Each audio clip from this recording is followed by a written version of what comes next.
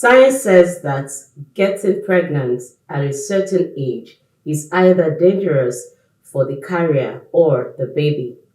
But the place of God cannot be ruled out, as miracles do happen. The more reason why we have to sensitize every woman on what this condition is and things they need to know about ways to ensure science does not catch up with us. I mean us, right? So the topic today is geriatric pregnancy. Hello and welcome. I am Oluwarotimi. Let's talk. I have here with me Dr. Oluwabunmi Oluwarotimi. She is a medical doctor. But before we delve into the question proper, I would like to remind you to please subscribe to our YouTube channel if you haven't done so. So let's continue from there. Please stay with us.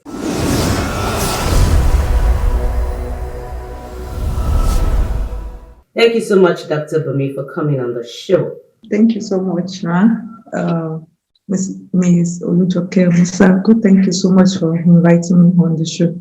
Yeah, it's a pleasure to have you. Now, the topic is geriatric pregnancy. What exactly does that mean? Okay, simply put, geriatric pregnancy is just okay. Let me take geriatric. Generally, is anything pertaining to elderly, and generally, as a society, no, elderly is starting from age of 45. But there is a peculiarity here regarding to geriatric pregnancy. It is a term used for a woman who conceived at the age of 35 years or and above. Okay. So what are the things, the risks that are involved in getting pregnant at such an age? There are a lot of risks associated with pregnancies generally. And I'll say that there are more risks associated with pregnancy at this age. That's from 35 years and above. And this risk involve let me divide it into two. There's maternal risk and there's fetal risk. Maternal risk means that's regarding the mother, risk associated with the mother, then risk also associated with the child. That's what I mean by that. So when we talk about risks associated with the mother, we're talking about hypertension, which is generally known as high blood pressure. Permitting to also say that generally, as we advance in age, like we all know, there are certain diseases that comes with advancement in age. Now, associating the increase in age with pregnancy, these diseases are also still applicable. So specifically, the ones I'll be talking about today include hypertension, that's regarding the mother, hypertension and diabetes. Hypertension simply means high blood pressure. There's any blood pressure above systolic blood pressure above 120, diastolic blood pressure above 80 millimeter mercury.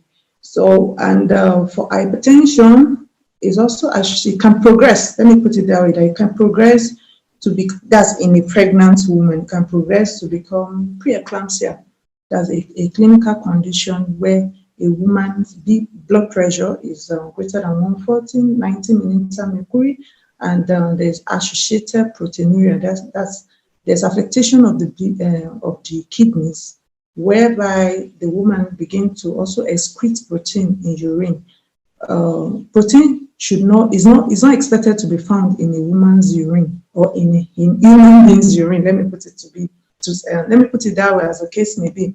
But a situation whereby it starts seeing protein in urine, and the pregnant woman is also have elevated blood pressure. That's what we call preeclampsia, and it can become worse to the condition where we call eclampsia, whereby the existing factor for preeclampsia is there. Then there's convulsion. Then another point here is diabetes. Now that's maternal risk. Diabetes is another factor. Regarding diabetes, I will classify it into pre-gestational diabetes and gestational diabetes, meaning pre-gestational diabetes simply means that the woman has been diabetic before pregnancy. Wow. Then gestational diabetes means that it is as a result of the pregnancy that the woman become diabetic. And most of the time for gestational diabetes, after delivery, the diabetes tends to resolve. These are the maternal risk factors that are associated with geriatric pregnancy, while the fetal risk factors will include low birth weight. I'm trying to see how I can explain it. Okay, low birth weight is just simply a child that is born at birth when a child's birth weight is less than 2.5 kilogram. That's 2,500 grams. So children of, or babies, let me use baby now, babies of geriatric women that are pregnant, they are at risk of having a low birth weight. Another thing is that they are at risk of at risk of chromosomal abnormality. The common ones that most people know is Down syndrome. Generally, advanced maternal age predisposes the fetus of a pregnant woman who is advanced in age to chromosomal. It's a chances risk, like we say. I'm not saying that every pregnant woman that is greater than 35 years old will have this, but they are at risk of it. They may have it and they may not have it. That's what I'm actually trying to explain here. Then a pregnant woman with advanced age is also at risk of miscarriage. It can not just even miscarriage, they can be having recurrent, what we call recurrent miscarriages, can be having miscarriage over and over again. And even if they are able to even carry the pregnancy above the age of viability I'm in Nigeria currently. For our own environment here, age of viability is 28 weeks gestation. So above age of viability, the pregnancy can exceed that, but at the end of the day, the child can still end up being a stillbirth. That means the child end up dying before birth. That's another risk factor there. Then another risk factor is preterm delivery. That even if the child if the baby doesn't die before birth, it can end up, the woman can end up going into a preterm, what we call preterm labor, and end up giving birth to the child before term. So that's preterm delivery. And there are problems that are associated with preterm babies generally. Well, I won't like to go into that. The other risk is that there can be problems regarding labor and delivery, which can predispose this woman to CS. That you just don't have choice. The only alternative measure to deliver the mother will be in cesarean section. So these are the common risk factors that are associated with geriatric pregnancy.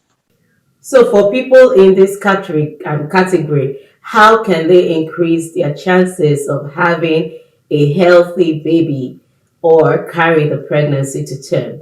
For me, I would say the way to go about increasing chances of a baby, of an healthy baby in a pregnant woman is, first, the woman needs to be educated and well informed. You understand? She has to,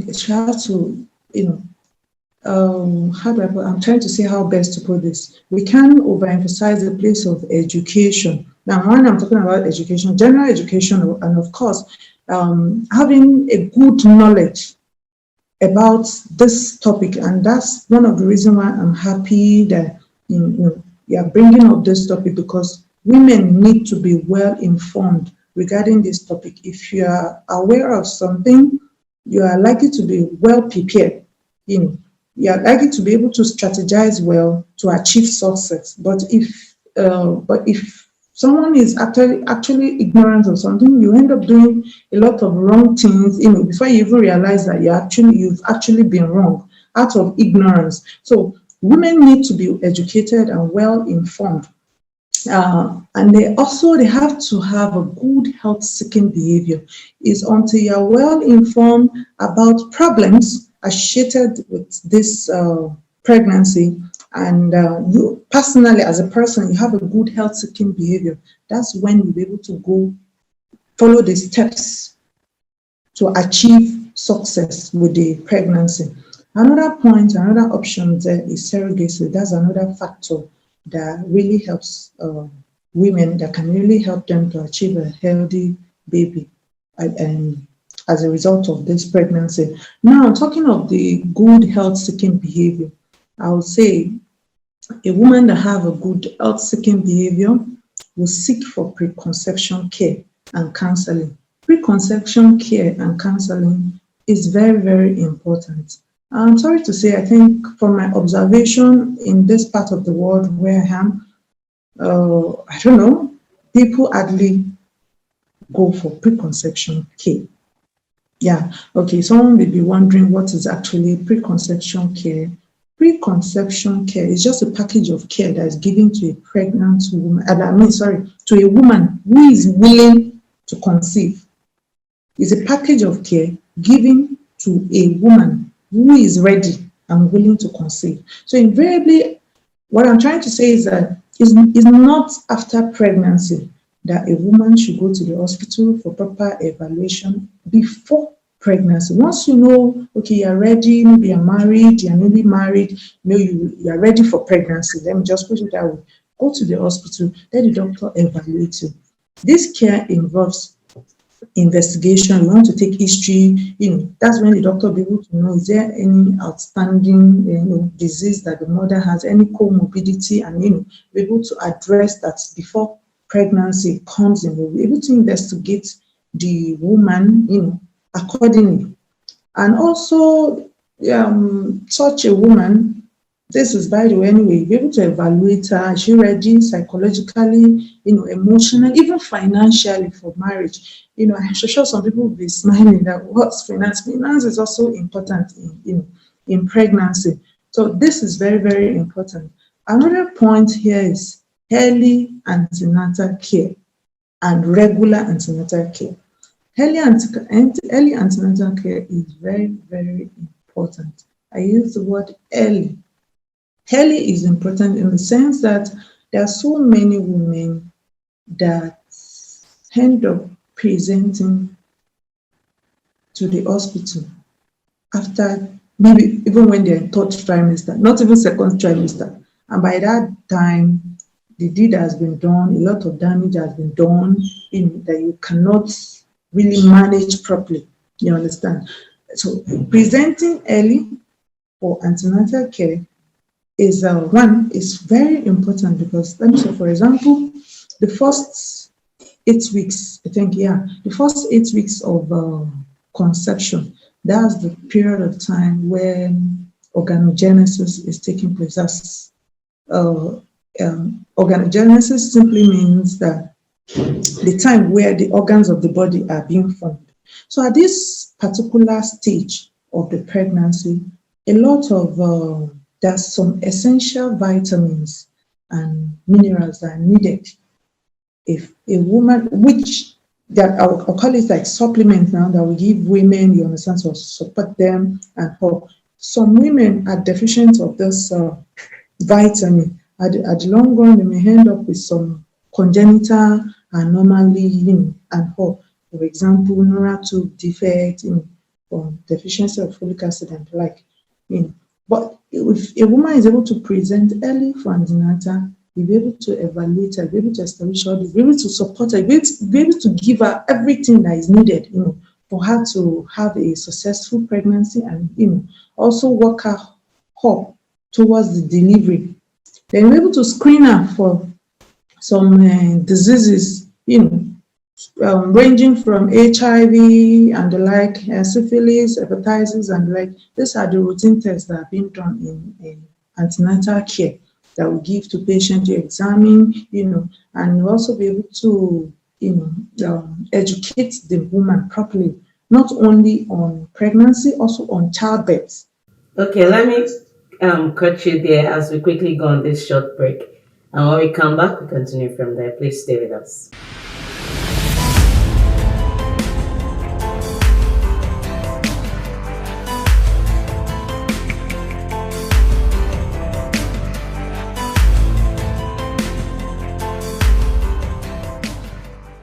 Welcome back. If you're just joining us, the program is Let's Talk, and we've been discussing geriatric pregnancy. My guest has been Dr. Oluwabunmi Oluwarotimi, and she's been doing a good job. So, if you just joined us, please ensure that you go through with us, and you can also replay the video to make sure that you do not miss out on anything at all.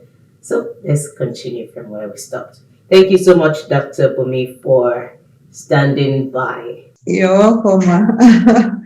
Okay, so before the break, we were talking about healthy living, which I broke down. So, but while you're answering, you're rounding up with that, let me just quickly throw this question so that you can add it up and we can still beat the time. What are the ways that women can lower the risk of pregnancy problems?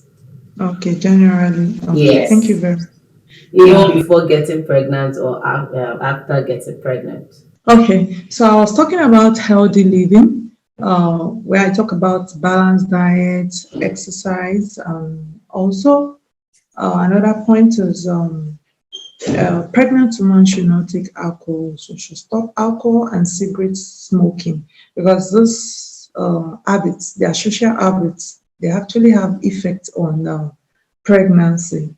For example, alcohol can cause increased risk of maternal or physical defects, while cigarette smoking can cause low birth rate, can actually predispose the baby, the fetus, to low birth rate, and can also cause preeclampsia and eclampsia that I explained earlier on.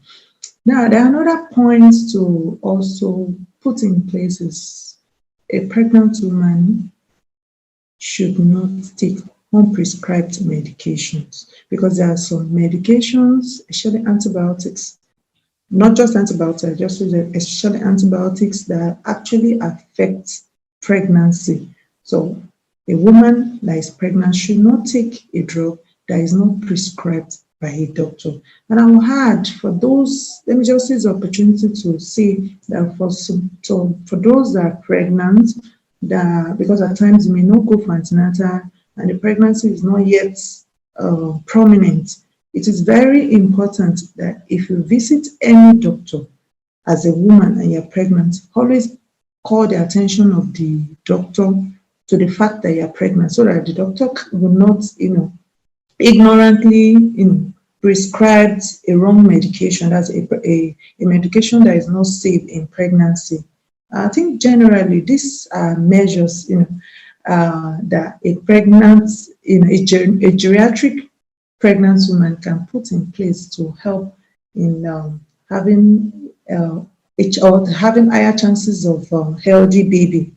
Then coming back to, I made mention of surrogacy. Yeah, surrogacy. The reason why I added surrogacy is because bulk of the problems associated with this, with the geriatric woman or age group now, is associated with the mother, not with the baby. So if you are able to actually get a younger surrogate to carry the pregnancy, you have higher chances. Though, of course, this pregnancy now, it can be through the natural, spontaneous fertilization. This one now will have to be via IVF, that's in vitro fertilization, whereby the pregnancy is being achieved outside the woman's womb. IVF is just simply a pregnancy or a fertilization that is done by taking a matured ova or egg, as the general public will say now, from the woman, then joining it with sperm from the man, which are being prepared in the lab that's outside the body of a woman. Then after this is being after the sperm fertilizes the ovum, then an embryo is generated and we transfer it into the uterus of the woman. So in this case now, you transfer it into the uterus of the surrogate, and then she carries the pregnancy. Though most of the time, surrogacy is done with some legal backing, because we've had a lot of issues that come after somebody carries somebody else's pregnancy and refuse releasing the baby for the couple, the intending couple. So it's good, if you want to do this, have some legal backing, so that everything can go on smoothly. Now, coming back to the question that you asked me earlier on, that how can a pregnant woman generally now achieve, how they can lower the risk of pregnancy problems? generally, I think all the points I've mentioned also fit in for a general, general woman, not just a geriatric group. It's just that in case of geriatric age group now, they have higher risk, and that's why it is important for them to be able to make use of all these informations. So generally, I would say generally, to lower the risk of pregnancy in an average woman, not just a geriatric age group, good health-seeking behavior is very important. Be able to maintain, to be able to attend preconception care, access preconception care. Then be able to comply with early antenatal, very, very crucial. Then attendance of antenatal care, the total package that a woman needs during pregnancy to carry the pregnancy to term, and even what she needs after delivery are being delivered during antenatal. So that's why antenatal is very, very crucial here. Okay. So as we round up finally, of course, we know that science is there, and we also have the place of God, the place of the supernatural. Let's encourage somebody out there. Okay, so generally, I would like to encourage the women out there. Truly, I've been looking out for this. There's place of balancing science and God. Fine, with the medical knowledge is there. It's still God that has granted us the medical knowledge, but we can't still do anything without God. I'll cite an example, e.g., use of IVF. That's an assisted reproductive technique. There are several people that attempted it and it failed. That's to tell you that there's still a God factor. Science, we're applying science knowledge, but the place of God, we all know that children generally, they are gifts from God, and it's not just about being able to put sperm and ova together, conception. The place of God is very, very important. So I will encourage you as a woman, whether you are trusting God, let me put it that way, whether you're trusting God for pregnancy, is to pray unto God. It's still God that gives the inspiration, let me say the scientific inspiration for all that is being done, and your belief, all that the doctors will be able to do for you. It's still God that will make it to yield results. So let's not forget the place of God in everything. And I pray God will grant every woman out there who is trusting God for the fruit of the womb, I pray God will grant them their heart desires in Jesus' name. Amen. On this note, I would also like to remind every woman to please take precautionary measures. Yes, we do not rule out the place of science, but in this vein, I would also like to tell you that even in it all, learn to trust God to help you go through the journey, and success will surely come out of it. Thank you, Dr. Bunmi, for coming on the show. I really appreciate your time. You're welcome. Thank you so much too for inviting me. I really, really appreciate it, and I've really had a nice time. Thank you so much. Thank you. And to you out there, thank you too for watching. Bye for now.